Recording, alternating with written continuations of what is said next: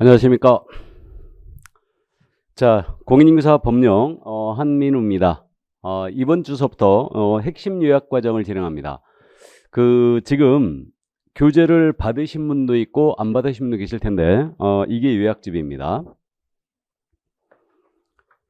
그래서 이제 못 받으신 분은요, 일단 자료 같은 거를 지금 출력을 해서 이제 수업을 들으시든가 그렇게 이제 하셔야 될 것 같습니다. 그래서 책이 지금 배송이 빨리 됐어야 되는데 아직 배송이 안 된 분도 계실 걸로 일단 보여요. 그래서 이 요약 과정을 시작하는데 이 요약집이 지금 약 165페이지 정도가 나왔거든요. 그래서 글자 폰트가 조금 이제 작아서 여러분들이 보기가 조금 불편하신 분도 계실 것 같은데 폰트가 조금 작긴 합니다.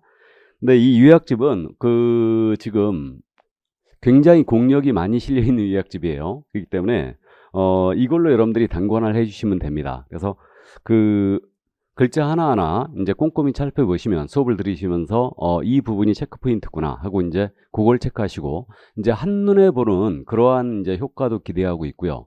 전체적인 내용을 이번 순환 때는 되도록이면 이제 기억을 좀 하면서 넘어갑니다. 그러니까 암기할 거는도 지금 암기해 주고요. 그렇게 요약집으로 단권화 작업을 이제 시작을 하셔야 됩니다. 그래서 이 요약집을 가지고 내가 이제 중개사법을 한 권으로 정리를 끝낸다. 그렇게 생각하시고 이제 이 요약집으로 계속적으로 이제 이게 닳도록 아주 너덜너해질 정도로 지금 보셔야 됩니다. 그러니까 이 요약집이 나오면 가끔 그런 질문 하셔요. 이거를 몇 시간 또는 며칠 만에 봐야 됩니까? 이렇게 지금 물어보시는데 지금 현재는 1차 과목에 여러분들이 주력을 하고 있는 걸로 알고 있어요. 그래서 1차 과목을 여전히 주력을 해 주셔야 되고요. 일단은 5월달 정도, 6월달까지는 그래도 1차에 주력을 해야 되지 않을까 이런 생각이 들고 이번 이제 2차 과목은 사실 7월달 정도 이제 여기서부터 시작해도 사실 늦지는 않습니다. 그래서 이 수업을 들으시면서 되도록이면 이제 그동안 쭉 수업을 들어오신 분이 계시고 지금 처음 시작하시는 분도 계시고 이제 다양하실 텐데 수업을 들으시면서 이번 순환 때는 들어오면 기억을 하도록 하세요. 그러니까 어느 파트가 중요하고 요게 이런 내용을 갖고 있구나 라고 이제 기억을 하면서 넘어가시기 바랍니다. 아셨죠? 자, 그래서 그렇게 지금 해주시고요. 그러면 이제 진도 바로 나가도록 하겠습니다. 4페이지 지금 총칙이 나오지 않습니까? 요약집에 지금 출제 빈도가 역시 표시가 돼 있어요. 그래서 이제 총칙은 이제 법의 제정 목적, 용어의 정의, 중개대상물 3개의 파트로 일단 구성이 돼 있습니다. 여기서 총칙은 지금 출제 비중이 일단 2개예요. 그래서 용어의 정의와 중개대상물이 이제 출제 파트입니다. 그럼 먼저 지금 우리 굳이 4페이지에 개념 플러스라고 돼 있죠. 이 부분 이건 이제 참고사항인데요. 이 개념 플러스란 말은 우리 법령의 구성. 그래서 우리 공인인증사 법령은 지금 공인인증사법과 시행령과 시행규칙으로 구성되어 있죠. 그래서 이 세 가지를 합쳐서 부르는 법령이라 부른다. 시행령은 다른 말로 대통령령이라 부르죠. 다음에 시행규칙은 다른 말로 국토교통부령이라 부릅니다. 우리는 소관부처가 국토교통부예요. 그래서 국토교통부령이다. 이렇게만 이해하시고요. 자, 그 다음에 이제 공인인증사법의 성질이 나옵니다. 이것도 요즘 시험에 출제 안 하는 부분이니까 가볍게 이해만 해두시는데 우리 법은 부동산 중개에 관한 일반법적 지위가 있죠. 일반법이란 말은 기본법이란 말 같은 말이에요. 그래서 널리 사회적 지위나 계층, 성별, 지역, 시기에 관계없이 적용되는 법이에요. 그러나 민법, 상법보다는 중개 분야에서는 먼저 적용되기 때문에 민법, 상법에 대한 관계에서는 특별법적인 지위가 있습니다. 그래서 우리 부동산 중개업 분야는 우리 법이 가장 먼저 적용돼요. 그래서 공인인증사법이 적용되고 우리 법에 규정이 없지 않습니까? 그럼 상법의 규정을 보충조로 적용하고요. 상법에도 규정이 없잖아요. 그럼 민법의 규정을 보충조로 적용합니다. 이 정도만 참고하시고요. 자, 그 다음에 이제 우리 법은 이제 공법적 규정들과 사법적 규정이 혼합돼 있다 해서 혼합법의 성격을 띠고 있고요. 이거는 이제 사회법이라고도 부릅니다. 그래서 가볍게 우리 법은 그 정도만 이해하시고, 그다음에 이제 국내 부동산에 대해 정하니까 당연히 국내법이고요. 개인의 권리 의무에 대한 실체를 규정한 법이거든요. 그러니까 실체법적인 성격이 있습니다. 그 정도만 참고해 두세요. 자, 그러면 요 정도 개념 플러스에 있는 부분을 가볍게 봤고요. 이제 우리 법 제1조로 들어갑니다. 법의 제정 목적. 역시 이제 4페이지죠. 이 법의 제정 목적은 지금 거기 색깔 칠해준 부분에 이제 써 있습니다. 자, 그럼 우리 법의 제정 목적 읽어드립니다. 21회 때가 마지막 출제였는데 이 법은 공인인증사의 업무에 관한 사항을 정하여 여기서 끊어보시고 그 전문성을 제고하고 다음에 부동산 중개업을 건전하게 육성하여 여기서 끊어보시고 국민경제 이바지함을 목적으로 한다. 자, 그래서 네 가닥으로 지금 나눴죠. 그래서 우리 법의 제정 목적 가볍게 기억만 해두시면 됩니다. 먼저 우리 법은 공인중개사의 업무에 관한 사항을 정합니다. 공인중개사의 업무에 관한 사항을 정하여 자, 그 다음에 그 전문성을 높입니다. 전문성을 제고한다는 얘기죠. 자, 그리고 부동산 중개업을 건전하게 육성하여 부동산 중개업이죠. 그리고 국민경제 이바지함을 목적으로 한다. 이게 우리 법의 제정 목적이에요. 그래서 요거 단순 기억만 해주면 되는데 나머지 내용은 기억이 잘 나거든요. 근데 속지 말자 유사표현 요거만 유의하면 돼요. 부동산 중개업을 건전하게 육성한다고 그랬죠. 그러니까 부동산업을 육성함의 목적이 있는 거 아닙니다. 그래서 부동산업이 아니다. 부동산 중개업이에요. 그러니까 부동산업에는 이만큼이거든요. 여기는 중개업, 개발업, 분양대행업, 컨설 뭐 등등등이 있어요. 근데 우리는 부동산 중개업만을 건전하게 육성함의 목적이 있지 부동산업을 육성할 목적이 있는 것이 아니다. 이 정도만 유의하면 돼요. 너 기타 뭐 부동산 거래 질서를 확립한다. 이런 거 다 없어요. 개업공사의 공신력을 높인다. 이런 것도 없습니다. 그래서 이제 가볍게 이해만 해주시기 바랍니다. 부동산 중개업이다. 부동산업이 아니에요. 나머지 뭐 전문성 높이고 국민경제 이바지하고 공인중개사 업무 등에 관한 사항을 정한다. 이런 것들은 쉽게 기억이 날 걸로 보입니다.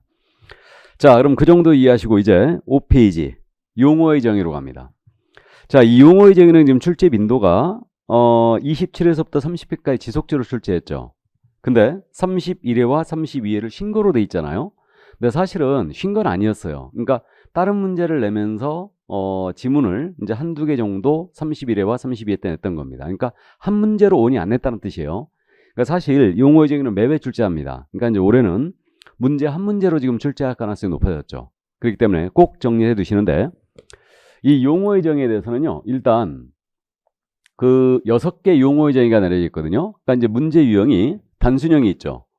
그러니까 이제 단순형이라는 것은 이거예요. 우리 법 제2조에서 정한 6개 용어의 정의 있지 않습니까? 이거를 다음 법 제2조에서 정한 용어의 정의다. 옳은 거 틀린 거 골라라. 애꾸 중개라 하면 중개업이라 하면 개업공사람 이런 식으로 물어보는 거예요. 이게 바로 이제 단순형이고 그 다음에 판례 태도를 물어봤거든요. 근데 요즘 최근에 판례가 좀 뜸하게 출제되고 이 판례를 차라리 물어보면 여러분들이 쉽게 맞춥니다. 그래서 중개, 중개업에 관련된 판례가 있어요. 그러니까 이런 문제 유형으로 두 가지로 확실히 나눠지는데 최근의 경향은요. 이거를 갖다가 단순형을 응용하여 출제하고 있어요.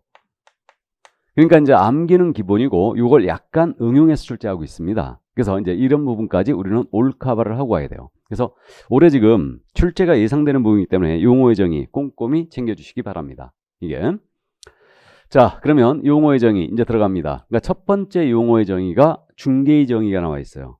우리 법이 공인중개사법이 중개에 관한 사항을 정한 법이죠 원래. 그래서 중개에 관한 정의 중요하다는 얘기입니다. 자 그럼 색깔 칠해진 부분에 있어요. 글자가 아무리 봐도 작네요. 자 그러면 5페이지.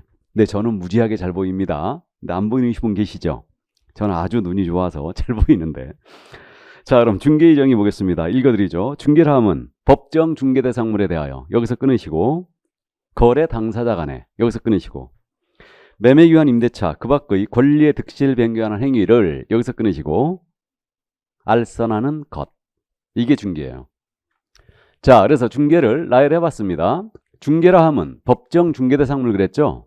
그럼 요거를 우리 공인중개사 법령이 정한 중개대상물에 대하여 이래도 같은 표현이에요. 그 다음에 공인중개사법 제3조가 정한 중개사물에 대하여 같은 표현이에요. 다. 또 법정자를 빼버리고 중개대상물에 대하여 그래도 같은 표현입니다. 이게 그러니까 이렇게 글자 하나하나에 신경 써야 될 때가 있거든요. 하지만 이제 대세로 흐른다. 대세로 흐르는 걸 이해하고 있어야 됩니다. 그러면 중개대상물에 대하여 그러니까 우리 법 제3조가 정한 중개대상물이 5가지가 있어요. 토지가 있고 건축물이 있고 임목, 공장재단, 광업재단이 있죠. 이 5가지가 소위 법정 중개사물이에요. 이 5가지에 대하여 거래 당사자죠. 사고자 하는 자, 팔고자 하는 자, 세를 놓고자 하는 자, 얻고자 하는 자 사이에 매매교환 임대차 그 밖의 권리의 득실 변경 행위입니다. 그럼 권리의 득실 변경 행위의 대표적인 예시가 뭐냐면 예시가 바로 매매교환 임대차예요. 이게 그 다음에 이거를 알선한대요. 알선은 거래가 성립되도록 주선하는 일체의 행위를 얘기하거든요. 근데 쉽게 알선은 다른 말로 뭘로 바꿀 수 있어요? 소개, 그죠? 매개, 주선 이렇게 바꿀 수 있습니다. 그래서 중개라는 것은 이 5가지 물건에 대한 거래 당사자 간의 거래죠. 이게 거래를 소개하는 거다. 이게 바로 중개예요. 그럼 이거 암기해야 되죠? 그럼 암기해야 되는데 그림으로 역시 또 보죠. 그럼 이 토지를 갑이 갖고 있어요. 을과 거래하십니다. 이 거래를 A가 소개하는 거예요. 이게 바로 중개죠. 그러면 이 토지에 대하여 갑과 을이 매매 계약이 있을 수 있고 교환 계약도 있을 수 있고 임대차 계약도 있을 수 있어요. 나아가서 이 토지에 대해 성립할 수 있는 권리들, 그러니까 저당권 설정 계약, 지역권 설정 계약, 지상권 설정 계약, 전세권 설정 계약, 이런 것들이 있죠. 그래서 이런 각종 토지에 대해 성립할 수 있는 각종 권리의 득실 변경 행위죠. 권리의 득실 변경한 행위, 이것을 소개하는 게 모두 중개다. 그죠? 그러면 토지는 이제 중개 대상 물이에요. 이거라고 그랬고, 다음에 매매 교환 거래 당사는 갑과 을이죠. 이렇게 돼 있고요. 그다음 매매 교환 임대차 그 밖의 권리 득실 변경이고, 그 다음에 요것이 알선이거든요. 해서 중개라 함은 법정 중개 대상물에 대하여 거래 당사자 간의 매매 교환 임대차 그 밖의 권리 득실 변경을 알선하는 것, 이렇게 암기하시기 바랍니다. 이게. 자, 그러면 이게 바로 이제 중개의 정의였는데, 중개 단순형이 있다고 그랬지 않습니까? 문제가. 그러면 이렇게 된 거예요. 중개라 함은 법정 중개 대상물에 대하여 거래 당사자 간의 매매 교환 임대차를 알선하는 것을 말한다라고 냈어요. 그럼 이 지문 O의 X예요? X죠? 의미가 축소됐어요. 그죠? 권리의 득실 변경에도 있지 않습니까? 그러니까 중개라는 게 이만큼인데 여기는 매매도 있고 교환도 있고 임대차도 있고 저당권 설정행위, 지역권 설정행위, 전세권 이전행위, 이런 것들이 있는데 매매 교환 임대차를 알선한 것을 말한다 했으니까 의미가 축소했잖아요. 그러니까 틀린 거예요.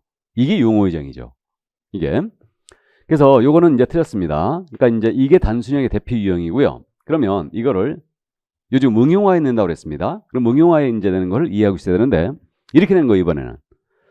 법정 중개 대상물에 대하여 거래 당사자 간의 매매 교환 임대차를 알선하는 행위는 중개에 해당한다, 이렇게 된 거예요. 중개에 해당한다. 그럼 이 지문은 OX예요? O죠. 그러니까 이 관계를 충분히 숙지하고 있어야 됩니다. 그러니까 중개라 함은 법정 중개사물에 대하여 당사자 간의 매매 교환 임대차를 알선하는 것을 말한다라고 하면 틀린 거예요. 근데 법정 중개 대상물에 대하여 당사자 간의 매매 교환 임대차를 알선하는 행위는 중개에 해당한다라고 낸 겁니다. 그럼 중개 맞잖아, 이거. 그럼 이걸 단순화시키면 토지에 대하여 저당권 설정 행위를 알선하는 행위는 중개에 해당한다라고 낸 거예요. 그럼 역시 맞는 지문이죠. 그죠? 이해되십니까? 그러니까 중개 대상물에 대하여 저당권 설정이 알선을 했다. 소개했어요. 그러면 역시 중개 맞죠. 그러니까 이런 식으로 지금 내기 때문에 이런 관계를 정확하게 이해하고 있어야 됩니다. 그래서 암기는 기본이고요. 우리가 암기에 취약하지만 암기는 기본이고 이렇게 응용된 지문들도 우리는 이해를 하고 있어야 된다. 그 정도 이해 드시고. 자, 그럼 이제 중개의 성격이 등장했죠. 그럼 중개의 성격, 이건 뭐 요즘 안 내고는 있지만 뭐 가볍게 이해를 해둡니다. 지우겠습니다. 우리 중개는 사실행위예요, 법률행위예요?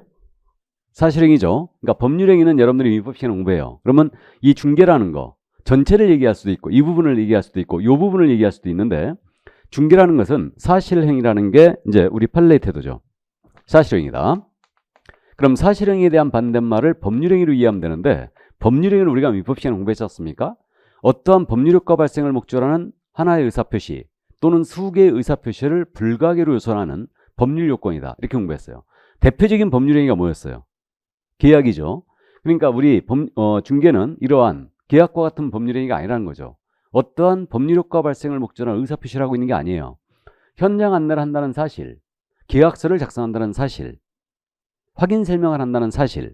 그래서 이렇게 하나의 그런 사실행위에 불과하지 등기상 증명서를 떼봅니다. 어떠한 법률 효과를 발생을 목적으로 하는 의사표시하고 있는 것이 아니에요. 그럼 중개는 사실행위라는 얘기죠. 결국은 이 얘기고요. 그러니까 중개는 사실행위다. 이 정도 주의하시고.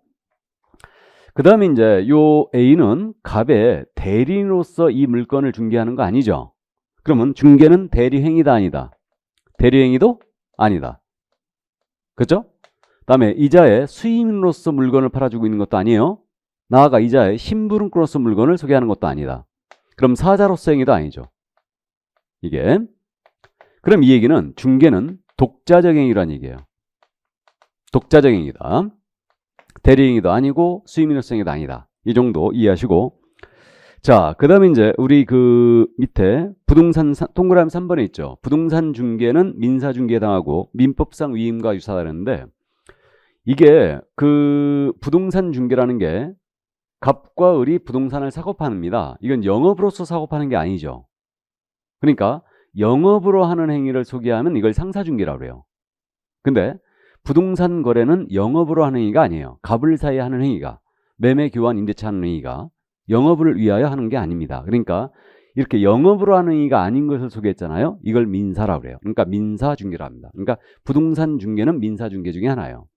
혼인중매, 직업소개 모두 민사중개입니다. 그래서 우리 부동산 중개도 민사중개다. 그러면 갑남, 을, 여가 혼인하도록, 둘이 혼인을 하도록 소개하는 거예요. 이것도 민사중개죠. 혼인을 영업으로 할 일이 없죠. 요즘 젊은 사람들은 영업으로 하나? 그런 건 아니죠. 어쨌든 그래서 혼인을 영업으로 할 일이 없어요. 그러니까 영업으로 하는 행위가 아닌 것을 소개했다. 이걸 민사중개라고 해요. 참고하시고. 그다음에 우리 부동산 중개는 민법상 위임계약과 유사합니다. 그러니까 그 위임은 사무처리 계약을 말하죠. 그래서 위임과 유사하다. 물건의 판매를 위탁하고 있는 거죠.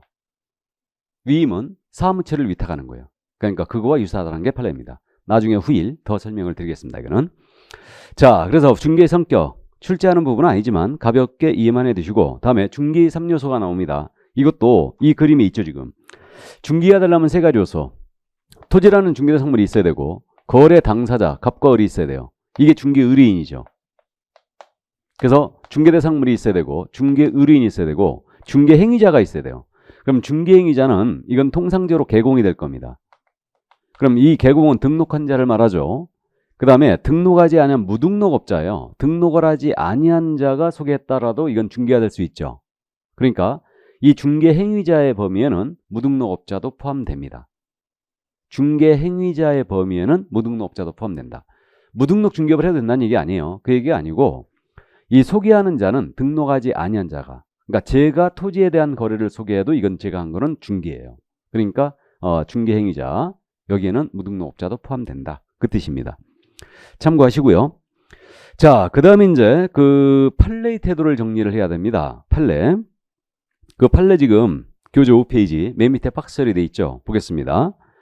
이거 생각보다 고맙게 잘 내고 있는데 1번 어떠한 행위가 중개행위에 해당하는지 여부는 거래 당사자 보호의 목적이 든 법 규정의 취지에 비추어 볼 때 개국공사가 진정으로 거래 당사를 위하여 알선 중개할 의사를 갖고 있었냐고는 개공의 주관적 의사에 의해 결정할 거 아니라 개공의 행위를 객관적으로 봐서의 통념상 거래 알선 중개를 위한 행위인지 여부에 의해 결정해야 한다. 그럼 포인트 단어가 뭐예요? 객관적으로 사회 통념상 결정한다는 얘기죠. 중개 행위인지 여부는. 개공의 주관적 의사에 따라 결정할 거야? 아니다. 그러니까 밑줄 그어져 있기 때문에 그 정도만 주의하시면 되고, 다음 이제 2번 판례는 특이한 판례이기 때문에 이해를 꼭 해두시는데 공인인사증 등록증을 대여받아 중개사무소를 운영하는 자가 의뢰인과 직접 오피스텔 임대차 계약을 했어요. 이건 중개행위에 해당한다고 볼 수 없다라고 했죠. 이게. 그래서 특이한 판례였는데 이 판례 잠깐 소개를 하면요. 이 사건이 그거였죠. 여기 A가 자격증을 걸었는데 갑이 사장님으로 돼 계십니다. 무슨 뜻인지 아십니다. A로 하여금 자격증 걸게 하고 이분이 중개업을 하고 있다는 얘기죠. 이건. 이 얘기입니다. 이때 이 자격증 거신 분이 이 중개사무소에 출근을 해서 주도적으로 업무를 수행하면 이건 절대 대여가 아닙니다. 근데 자격증 거신 분이 이 사무소에 자격증 거신 분이 출근을 안 합니다. 그럼 출근을 안 해버리면 이건 똑 떨어지는 대여예요. 그래서 자격증 등록증을 대여받아 사무소를 운영하는 갑이었죠. 어느 날 을이 이 사무소를 찾아와서 오피스텔을 세를 넣고자 했어요. 이 오피스텔이 있었는데 이 오피스텔이 전 소유자가 갑이었어요. 그래서 갑이 이제 속인 거죠, 을을. 그래서 옛날 등기상 증명성을 제시한 거예요. 그래갖고 내가 소유자가 맞다 해가지고 이제 임대차 계약을 합니다. 그래갖고 임대차 계약서가 작성이 돼요. 그래갖고 이제 임대차 계약서여갖고 임대인 갑, 서명 또는 날인, 임차인 을, 서명 또는 날인, 알선 개공 A, 서명 및 날인을 했어요. 이렇게. 그리고 설명서도 교부가 됐습니다. 그래갖고 이 을로부터 갑이 3천만 원 받아가지고 인마이 포켓한 거예요. 3천만 원 편취했다는 얘기예요, 이거. 그래가지고 이 3천만 원 편취하니까 을이 손해입었지 않습니까? A가 공제 가입이 돼 있었어요. 보증. 공제 가입이 돼 있었는데 여기다 지급 청구했죠. 이 소송이 대법원까지 갔어요. 그래서 대법원에서 결국 을이 패소했습니다. 졌어요. 그럼 공제금을 지급해달라. 3천만 원 내가 갑의 행위로 이제 A의 중개로 내가 손해입었으니까 지급해달라 이렇게 소송을 지겠는데 결국 졌습니다. 그래서 결국 왜 그랬냐면 결국 이 공제금을 지급하기 위해서는 중개 행위를 하다가 손해 입혀야 되거든요. 근데 이거는 중개 행위로 볼 수 없다고 해버린 거죠. 왜 그러냐면 중개라는 것은 제3자적 입장에서 당사자 거래를 도와주는 행위다. 근데 이 행위를 보건대 개공 A가 도장을 찍은 것처럼 직접 찍은 것처럼 돼 있지만 실질은 이분이 출근을 안 하니까 A가 출근 안 하니까 이 도장을 누가 찍은 거예요? 갑이 찍었죠. 그죠? 그러니까 이거는 3자적 입장에서 당사자 거래를 도와주는 행위로 볼 수 없다. 당사자로서 한 거예요. 그러니까 결국은 중개행위로 볼 수 없다 그래갖고 지급할 필요가 없다. 패소했습니다. 이게 웬만하면 지급하라고 나갔을 것 같은데 조금 특이한 판례. 그러니까 이해해 두시는데 키포인트는 그거예요. 대여받아 사무소를 운영하는 자가 직접 당사자로서 임대차게 하겠다. 이때는 중개로 볼 수 없다고 했어요. 이해하셨죠? 그렇게 이제 키포인트를 기억하고 계시면 됩니다. 이거 3천만 원 추접스럽게 뭡니까? 3천만 원이 3억도 아니고 3천만 원. 임차인들 등치는 건 엄청 질이 안 좋다고 그랬죠. 자, 그래서 2번 판례 이해해 두시고요. 3번 판례는 한 번도 안 물어봤기 때문에 이해만 해 두시는데 우리 부동산 중개업무는 상법에서 정하고 있는 중개관행에서 기본적 상행이라는 게 판례예요. 기본적 상행이다. 그러니까 이제 상법에 상행위가 있거든요. 근데 상행인데 상법에 정하고 있는 상행이다. 이렇게 이제 판단했어요. 근데 상식적으로 한번 볼까요? 우리 개공은 중개를 영업으로 하고 있죠. 그럼 개공은 상인이 아니에요. 개공은 상인이죠. 상인입니다. 상인이고요. 중개를 영업으로 하고 있으니까. 그러면 이 상인이 중개업을 하고 있지 않습니까? 그러면 이건 당연히 상행이죠 뭐. 그래서 이 상인인 자가 서로 소개하는 행위, 이 소개하는 행위는 상행이라는 얘기죠. 이 얘기예요. 그래서 만약에 이건 상행이었기 때문에 중개에 대한 책임으로 보증각서를 개공이 작성하여 매수인에게 잔금 채무를 보증한 경우도 상행위로 간주된다 그랬어요. 그러니까 이 사건이 결국 이거였습니다. 결론적으로 소개만 하면요. 갑의 계약공사 A였거든요. 을의 계공 B였죠. 둘이 협력을 할 계약을 성사시키는데 갑이 그랬던 겁니다. 잔금일에 을이 잔금을 치르지 않으면 내가 큰 손을 입게 된다. 그럼 니들이 중개를 했으니까 만약에 을이 잔금일에 잔금을 지급 안 하면 니들이 지급하겠다고 이거 각서 써라 이런 거예요. 이게 감히 계공한테 각서 쓰랍니다. 나 같으면 손님 그냥 가라 하거든요. 계약 안 할 테니까 그냥 가라. 그런데 좋아요. 중개로 완성시켜야 이제 잔금 보증각서를 써줍니다. 그러면 을이 잔금일에 지급을 안 하면 우리가 지급을 할게 하고 이제 각서를 써줬어요. 실제로 이제 을이 지급을 안 하게 됩니다. 그러자 이제 갑이 이 보증각서를 근거로 이제 지급 청구를 한 거예요. 그래서 예를 들어서 잔금이 1억이었다고 가정했을 때 1억 지급 청구했죠. 그러자 이 A가 뭐라고 항변했냐면 야 B도 보증을 섰거든. 나는 그러니까 5천만 원만 책임이 있다라고 주장을 한 거예요. 이 주장을 뭐라고 하냐면요. 보증인이 여러 명이잖아요. 그럼 분할된 금액으로 책임을 지느냐 아니면 전액을 다 치느냐. 그러니까 각자 보증 금액을 이게 각자 분할된 금액으로 책임을 지느냐 아니면 전액을 책임지느냐. 이게 연대 보증이냐 각자 보증이냐 이 문제였거든요. 이게. 그래서 연대 보증이 된다면 전액 책임이 있을 테고 각자 보증이라면 분할된 금액으로 책임을 지겠죠. 그죠? 이렇게 되는데 참고로요. 상법상 보증을 섰잖아요. 그러니까 상사 보증을 쓰게 되면 연대 보증이 원칙이에요. 근데 민사 보증 있죠. 민사 보증은 각자 보증이 원칙입니다. 그러니까 분할된 금액으로 책임진다는 얘기죠. 그래서 우리 판례가 그랬던 거예요. 개공은 중개를 영업을 하는 상인이다. 그러니까 이자가 하는 이 중개행위도 상행이다. 그러니까 이 상행인 중개를 완성하기 위하여 보증각서를 썼으니 보증각서를 써준 행위도 이건 상행이다. 그러니까 결국은 연대보증이라는 얘기죠. 그래서 전액을 지급해라 이렇게 판단 나간 거예요. 전액을 지급해라. 그러니까 결국은 연대보증이라는 결론이었거든요. 이 얘기했는데 그럼 이제 요 A가 1억을 지급했지 않습니까? 그러면 요 A는 다시 보증인들끼리는 서로 구상할 수 있어요. 해갖고 네 5천만 원 책임 있으니까 5천만 원 내놔 하고 지급 청구할 수 있어요. 물론 본인 이제 5천만 원 이렇게 받았다 하더라도 이 을한테는 당연히 이거 청구할 수 있겠죠? 그래서 이렇게, 그러니까 이 정도 이해를 해 두시고요. 그러니까 이제 결론은 한 번도 안 물어봤기 때문에 중개행위는 상행이다. 이렇게만 기억하시면 돼요. 자, 그 다음 이제 4번 판례입니다.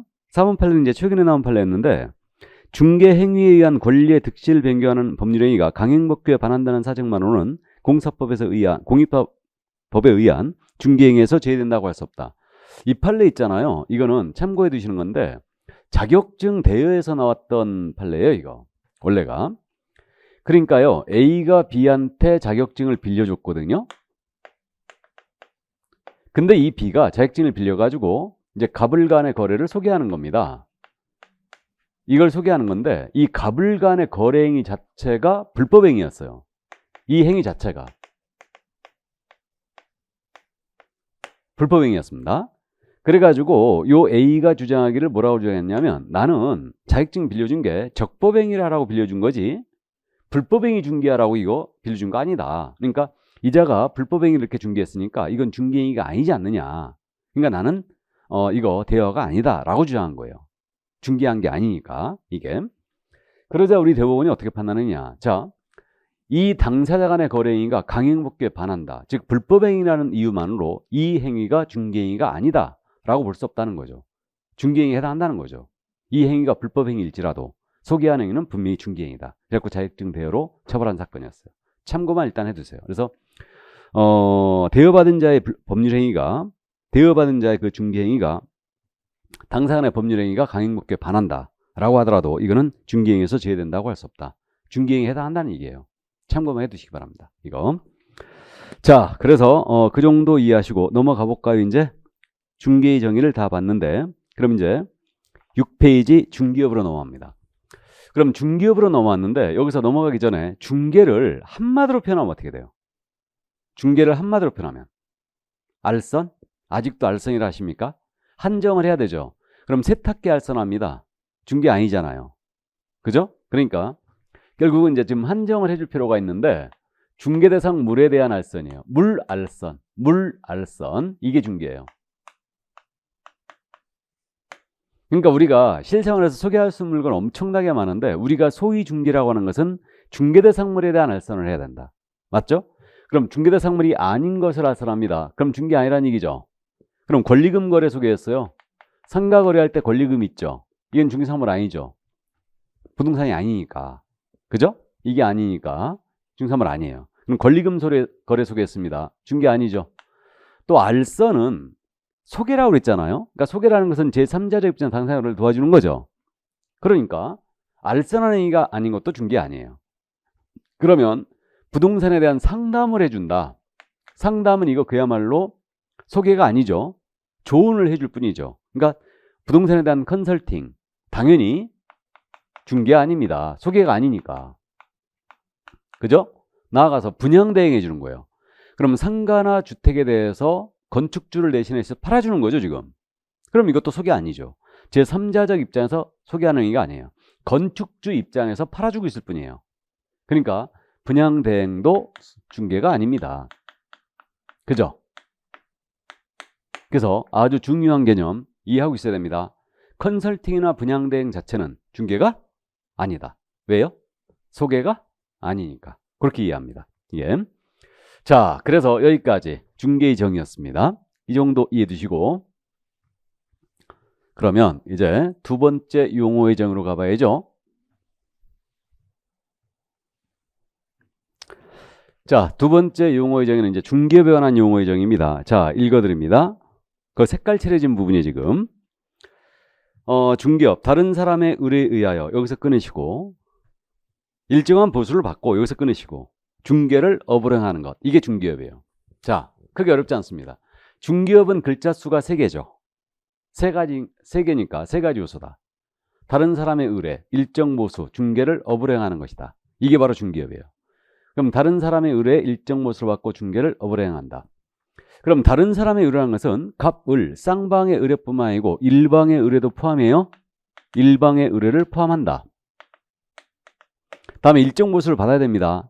그럼 보수를 받을 것을 약속 요구까지만 했어요. 그럼 약속 요구한 것은 아직 중개업이 안 받은 거죠. 그럼 이건 중개업이 될 수 없어요. 그러니까 보수는 반드시 받아야지만 중개업이 될 수 있습니다. 그러면 보수를 받지 아니한 무료중개행위예요. 그럼 무료중개행은 절대 중개업은 될 수 없다는 얘기죠.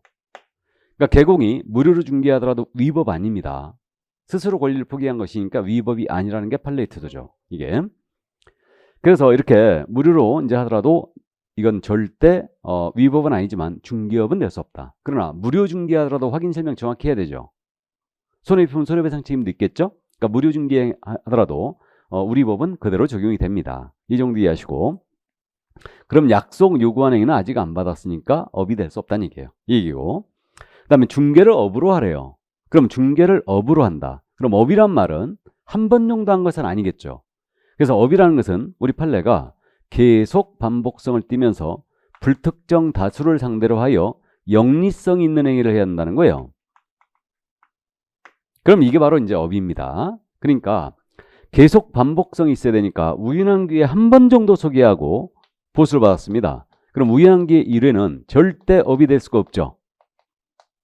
그 다음에 불특정 다수를 상대로 하고 영리성이 있어야 돼요. 그럼 보수를 받게 되면 영리성이 일단 추정됩니다. 그러니까 계속 반복성을 띠면서 보수받고 했다. 그럼 이제 업이 되는 거죠. 이렇게. 그래서 중개업은 다른 사람의 일정 보수를 받고 중개를 업으로 행하는 것. 이렇게 이제 가볍게 이제 기억을 해 두시는데, 단순형. 이렇게 된 거예요. 중개업이라 함은 공인인증사 자격을 취득하고 다른 사람의 의뢰, 공인인증사 자격을 취득하고 다른 사람의 의뢰에 하여 일정 보수를 받고 중개를 업으로 행하는 것을 말한다. 라고 하면 틀렸죠. 그러니까 이 말이 들어가는 거 아니죠. 그죠? 쓸데없는 말이 들어갔어요. 이게 그러니까 다른 사람 의뢰, 그러니까 중개업 용어에는 꼭 기억할 점이 다른 사람의 의뢰로 출발한다. 이걸 기억해야 돼요. 그럼 예를 들어서 또 중개업이라 하면 중개사무소에 개설 등록을 하고 다른 사람의 의뢰에 일정 보수를 받고 중개를 업으로 행하는 것을 말한다. 라고 해도 틀렸죠, 이거. 그죠? 그러니까 다른 사람의 의뢰로 출발하는 걸 꼭 기억을 해 주십니다. 그죠? 이건데. 근데 실은 뭐 중개업에 해당하느냐 안 하느냐가 중요합니다. 중개업에 해당하느냐 안 하느냐. 왜 그러냐면요. 우리가 이제 다음 주에 이 부분을 공부할 텐데, 우리 법 9조 1항에 그렇게 돼 있죠. 중개업을 하고자 하는 자는 이 법에 따른 개설 등록을 해야 된다. 이렇게 돼 있어요. 그럼 중개업을 할 때는 등록을 하라고 했으니까 거꾸로 해서 가면 등록하지 아니한 자는 중개업을 하지 못한다는 얘기죠. 그럼 등록하지 아니한 자가 중개업을 해버리면 이게 무등록 중개업 아니에요. 그래서 무등록 중개업은 우리 법상 최고의 처벌 3-3입니다. 3년 이하의 징역 또는 3천만 원의 벌금에 처해요. 근데 중개업이 아니라면 등록할 필요가 없겠죠. 그러니까 이제 중개업에 해당하느냐가 중요한 거고, 나아가서 중개나 중개업에 대한 대가가 중개보수예요. 그래서 우리는 중개보수를 단 한 푼이라도 정해진 한도를 초과해 받으면 안 되죠. 그러니까 이때 정해진 한도를 초과해 받게 되면 1-1이거든요. 그렇기 때문에 결국 중개나 중개업이 아니라면 보수 규정 적용도 없죠. 그럼 보수 초과에 걸릴 일도 없어요. 그죠? 그러니까 중개업에 해당하느냐 안 하느냐가 중요해요. 그럼 중개업에 해당하느냐 여부는 이렇게 판단하십니다. 중개업에 해당하는지 여부는 이제 우리가 그렇게 판단하면 돼요. 이 중개를 계속 반복적으로 보수를 받고 했잖아요. 그럼 이게 중개업이 되는 거예요. 그럼 중개에 해당돼야지만 중개업이 될 여지가 있고, 중개에 해당이 안 된다면 중개업도 안 된다는 거죠, 이거. 맞습니까? 그럼 중개를 한마디로 표현하면 뭐라고 했어요? 물알선이다. 이게 중개였죠. 물알선. 이게 중개예요. 그러면 중개가 아닌 거, 권리금 거래 소개를 계속 반복적으로 보수받고 했습니다. 이게 중개업에 해당한다 안 한다? 해당하지 않는다. 중개가 아니니까. 나아가 컨설팅을 계속 반복적으로 보수받고 하고 다녔습니다. 역시 중개업에 해당한다 안 한다? 안 한다. 또 분양대행도 소개 아니었잖아요. 중개 아니었죠. 소개가 아니니까. 그럼 분양대행을 계속 반복적으로 소개받고 이렇게 보수받고 하고 다녔어요. 역시 중개업 아니죠. 이해되십니까? 그래서 이제 이렇게 되는 거고, 그러면 이거 컨설팅이나 분양 대행만 목적으로 한다면 등록할 필요가 없는 거예요. 다음에 이에 대한 보수도 중개 보수 규정이 없다는 거죠. 그러니까 보초과에 걸 일이 없는 거예요. 이해되세요? 자, 그런데 주의할 점은 컨설팅에 부수하여 분양 대행에 부수하여 토지나 건물에 대한 매매, 임대차의 알선을 업으로 합니다. 이것에 부수하여 중개를 업으로 합니다. 그럼 부수적으로 하더라도 이건 중개업이 될 수 있다는 얘기죠? 이해되십니까? 그러니까 토지 컨설팅을 해주면서 소개까지 계속하는 거예요. 부수받고. 그럼 이건 중개업이 되는 거죠. 그럼 등록하지 않았다면 무등록 중개업으로 처벌한다는 얘기죠. 됐습니까? 그래서 중개업에 대한 개념은 여기까지 이해를 두고, 그럼 중개업은 다른 사람의 의뢰를 출발하는 걸 꼭 기억하시고 보수가 들어가야 된다. 나머지 이제 판례의 태도 거의 다 말씀을 드렸는데, 자, 이제 교재를 보겠습니다. 그 교재 1번 일방의 의뢰를 포함한다. 지금 6페이지 가고 있어요. 일방의 의뢰를 포함한다 말씀드렸고요. 2번 보수를 받지 않으면 중개업이 될 수 없다고 했죠. 그러나 이제 무료 중개행위도 성실 정확하게 설명해야 되고 손해배상 책임 진다고 그랬습니다. 그러니까 우리 법 적용이 된다는 얘기고, 이제 3번은 업의 요소에 갖고 말씀드렸어요. 계속 반복성이 있어야 되고 불특정 다수를 상대로 영리성 있는 행위를 해야 되니까, 이래라도 이제 요거 잠재적 계획성이 있으면 업이 될 수 있다라고 했는데, 요거는 참고를 하시기 바랍니다. 그래서 뭐 요즘 이런 건 안 물어보기 때문에 제가 강의에 별로 강조 안 하는데, 이제 써 있으니까 설명을 드리긴 하는데, 자, 중개사무소를 열었거든요. 열었는데 너무너무 영업이 안 돼. 너무너무 영업이 안 돼갖고 6개월 만에 처음으로 보수 10만 원짜리 오피스텔 알선했어요. 6개월 만에 처음으로 한 번.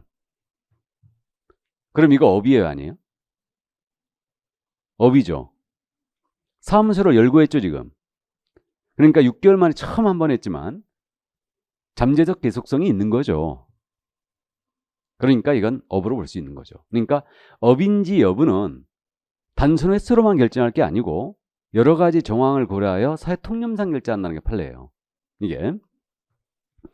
그리고 우리가 이제 개업을 하지 않습니까? 개업을 하게 되면요.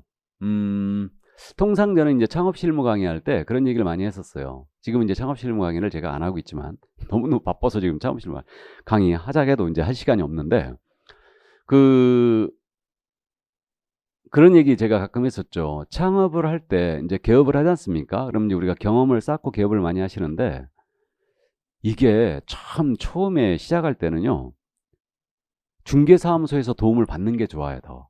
차라리 그러니까 사무실 임차할 때 중개업을 하던 장소를 권리금을 주고 들어가면 차라리 이제 조금 더 빨리 이제 본궤도에 오르고요. 근데 권리금 이제 자금 부담 때문에 조금 그렇긴 한데, 생으로 이제 새 사무실에다가 창업을 한다. 그럼 그때는 되도록이면 중개업소를 통해서 거래를 하시는 게 좋아요. 중개업소를 통해서 내가 사무실을 임차하는 거예요. 그러면 그 소개해진 중개업소의 도움을 받을 수 있죠. 그죠? 그렇게 되는데, 우리도 그 하면서 개업을 하도록 이제 도와준 사무소가 있거든요. 그러니까 이제 우리가 도와준 거지. 거기 사무실을 이제 임차를 해준 거예요. 근데요, 아니, 이제 머리 얹어준다 그러잖아요. 우리가 이제 골프 치더라도 이제 머리 얹어준다 그러는데, 첫 거래를 우리가 터주는 거죠. 그러니까 그거 첫 거래 안 터주면은 상당히 부담스럽습니다. 거기 사무실 열도록 우리가 중개를 했는데 그쪽에서 거래를 한 번도 못 하는 거야. 근데 우리가 한 달 정도 돼가지고 그냥 공동중개로다가, 그러니까 그쪽 손님을 붙여라 그래갖고 이제 한 달 정도 돼가지고 거래를 하게 됐어요. 하게 됐는데 이 계약이 어떻게 하다가 깨져버린 거야. 그러면요, 이 계약 깨지면 징크스 있습니다. 그 다음에 계약이 안 나와요. 안 나와요. 그래갖고 그 사무소 있잖아요, 6개월 동안 한 건도 못 한 거 있죠. 그래갖고 엄청 미안했죠. 엄청 미안했었는데, 어쨌든 우리가 이제 개업을 하면서 그 여유 자금을 이제 적어도 3개월 정도는 끌고 가라, 이런 제가 실무 강의할 때 그런 얘기 가끔 했었으니까, 개업을 하신다면 3개월 정도는 아예 거래가 하나도 없을 수도 있다. 그러니까 그 정도 여유 자금 끌고 가라 그랬는데, 어쨌든 사무실을 열고 6개월 동안에는 하나도 못하고 겨우 처음 한 게 10만 원짜리 보수 10만 원짜리 이거 오피스텔 알선이었다.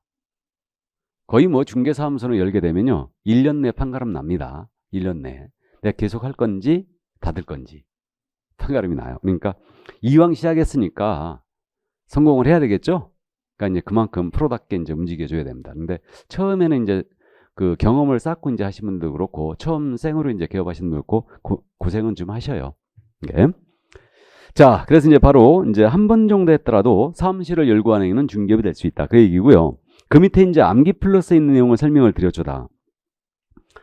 그래서 이제 거기 그 2번을 보시면 보수를 받지 아니한 알선행위, 보수를 안 받았다. 그러면 무료 중개행위인데 이건 중개에 해당되지만 중개업은 아니죠. 그 다음에 3번은 중개사물에 대한 일회성 알선은 중개랑 해당되지만 중개업은 아니겠죠. 다음 이제 4번도 중개와 중개업은 등록 여부를 불문한다 그랬죠. 그러니까 이게 뭔 얘기냐면 그러니까 중개업이라면 개설 등록을 하고 다른 사람에 의뢰해 일정 보수를 받고 중개를 어불행하는 것이다 라고 하면 틀렸다는 얘기예요. 그러니까 중개, 중개업 정에서는 등록이 안 들어가요. 그러니까 무등록 중개업자의 중개행위도 중개가 되고 중개업이 될 수 있다는 얘기죠. 그 얘기고. 자, 그 다음에 이제 따라서 무등록 중개업자의 중개행위도 중개, 중개업이 될 수 있다는 얘기예요. 그 얘기입니다. 자, 그 다음 이제 판례 꼭 정리해 두시는데 우리 용어의 정에서 판례를 물어본다고 그랬죠. 그러니까 이 부분이에요, 바로. 그래서 이제 판례가 다 정리가 돼 있는데 1번 판례, 알선 중개를 업으로 했는지 여부는 알선 중개의 반복, 계속성, 영업성 등의 유마, 그 행위의 목적, 규모, 횟수, 기간, 태양 등. 거기 태양이란 말은 모습이란 말이라고 했죠. 모습. 여러 사정을 종합적으로 해야 사회 통념에 따라 판단한다. 그러니까 중개 행위인지 여부도 객관적으로 봐 사회 통념상 결정하고 중개업인지 여부도 객관적으로 봐 사회 통념상 결정하는 거예요. 단순 횟수로 결정할 게 아니다. 그 얘기고. 생각보다 잘 물어보니까 이해해 주시고요. 2번 판례 소개했어요. 우연한 기회에 단 한 번 건물 전세 계약의 중개를 했다. 보수를 받았다 하더라도 이건 업이 아니라고 했죠. 우연한 기회는 절대 업이라 볼 수 없다. 그렇게 이제 기억하시면 되고 권리금은 중개사물이 아니라고 그랬죠. 그러니까 이걸 소개하더라도 이건 중개행위가 아니고 나아가 중개 보수도 이거 적용이 없는 거죠. 이게. 다음에 이제 4번 판례입니다. 부동산 중개행위가 부동산 컨설팅 행위에 부수하여 이루었다고 하여 공사법상 중개업에 해당하지 않는다고 볼 것은 아니다. 참 말 이상하게 해놨죠 지금. 해당한다는 얘기 안 한다는 얘기예요. 해당한다는 얘기죠. 그러니까 부정했으니까. 그래서 판례가 아주 요즘은 판례를 이렇게 안 쓰는데 어쨌든 저는 이렇게 했습니다.